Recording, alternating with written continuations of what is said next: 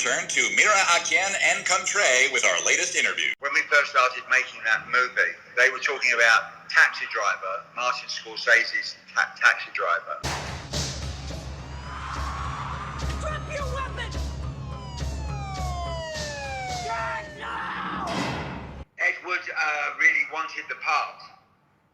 He heard about the movie, he got the script, and he really wanted the part.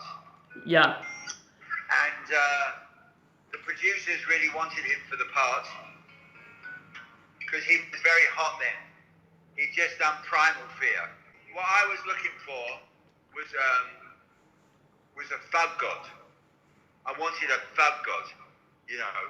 And Edward is, you know, a very athletic man, but he just wasn't a thug god. He was just a very intellectual guy, you know, very sharp.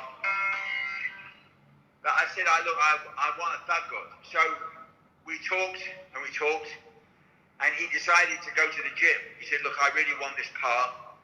I really want to play this character, and I'll go to the gym. I said, well, you've got to go to the gym for a long time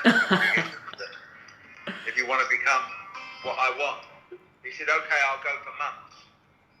So he literally went to the gym for about 4 months and really bulked up and became angry.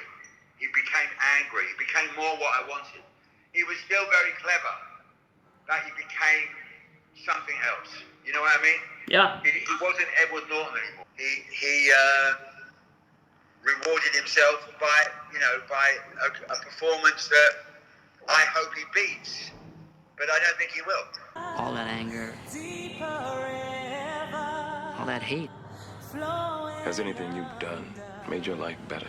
American History X as a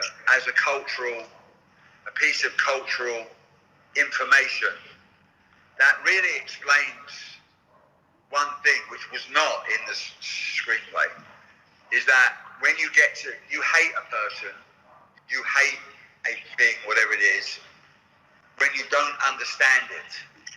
And what you're doing is you're hating yourself or your fear. You hate yourself for being scared of the potential of that thing. But when you get to know that thing, when you understand that thing, you don't become scared of it. It actually becomes it becomes a friend. It becomes an encyclopedia. In the screenplay, the whole sequence in jail was not there. I said the only thing that was there in the screenplay was the rape scene.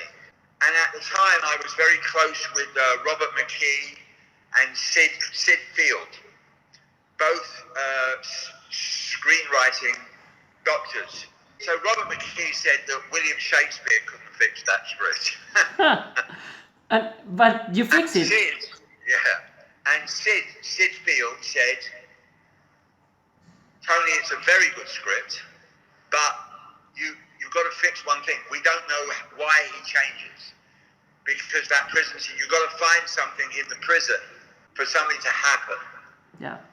And so I discussed that with Edward, who has great ideas, you know, and we came up with, I came up with the idea of this African-American guy. Slowly the character, of Derek Vinyard appeared. I'm gonna teach you a real lesson now, motherfucker. Put your fucking mouth on the curb. Put it on the curb right now! One scene that, in my humble yet slightly arrogant opinion, might be one of the best moments in the cinema ever, when the head, when he crushes the guy. David McKenna wrote that scene, and although not like I shot it, but David wrote that scene. And the way I did it was I really wanted to get an African American guy, with an amazing face. And that guy, Anthony, I forget his last name, he had an amazing face, that guy. Because I just thought that face on the curb would just crush you, Yeah. And then I built like a rubber curb. you know. And before I shot that scene, I photographed the whole scene out with unknown actors. You know, I just photographed the whole scene and I blocked it. I completely worked it out. So, you know, with the teeth on the curve. I had a dummy. I put a dummy there. Yeah. And so he could. I remember I showed it to Ridley Scott and Oliver Stone. And Oliver Stone kind of squealed.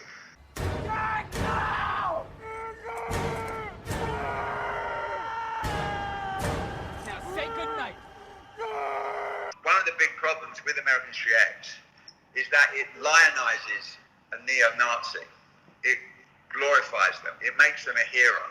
Eddie Furlong was amazing. And the movie is really about his character. It's not about the Derek Vinyard character. That was the misunderstanding that a lot of those people had. They thought it was like a tragedy, which it is, and it's all about the guy, the older brother, in how his immersion into the darkness brings about the death of his younger brother. Well, you could say it's about that, but it's not really. What it is, it's about a journey of the younger brother. It's really about the journey of this kid at school who set a paper to write this paper called American History X, and that paper is about his brother. And in terms of writing that paper, he gets to know and understands the way to go. But the tragedy is that his younger brother, in doing that, ends up getting killed. Yeah. That's the story. Yeah, I agree. That's the story. That's the story. It's not the Derek Vinyard character. And like then, I would have ended the movie with the killing of the black guy on the curb. And I probably would have had the music, the song "Smile" by Nat King Cole over it. The black singer, the first guy to ever have his own show, first African American guy to ever have his own show in the United States. Because then the whole movie you're thinking, well, what has he done? What did he do without saying it? And then you show it at the end. So people walk out the cinema thinking, what a terrible guy that person was. Not what a wonderful guy. I can lead a debauched life. I can lead a life of crime. I can do evil things. And as long as I'm okay, as long as I, do something okay towards the end, everything's going to be fine. The redemption. That's not the message. Exactly. That should not be the message. I am out, and Danny is out too. And if you come near my family again, I will feed you your heart. What's happening, Dad? The editing really was difficult because Edward wanted to come in to the edit room, and he was an aspiring filmmaker then. He obviously wanted to make his own films, and he wanted to learn. So he wanted to come in and see how it was done. But he also wanted to, try things out. But there was no other cut. There was no Edward Norton cut. That's all. That was largely me saying it to try and, fuel the fire, and to say to them, "Fuck you," Yeah. Even when they stopped me, they stopped it, or they stopped the whole thing. It was still very good, It just wasn't what I wanted because I hadn't finished. Yeah. But what was there, what went out, was mine, There's a lot of talk of like re-edits and all stuff like that, but there were no re-edits, I'm obviously proud of it. I'm obviously proud of it, very proud of it, in the sense that I gave it everything I had. It was my voice. It was a compromised edit, but it was mine. It was my edit. Just ask John Morrissey, the producer. I made a big mistake by going public and disowning it. That was a very stupid thing for me to do. But in a way, not stupid, because it allowed me to destruct myself and rebuild myself in the way that I needed to rebuild myself.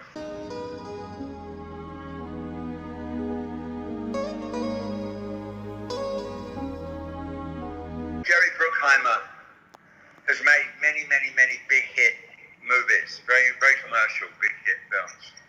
And he was desperate to work with me before I did American History X.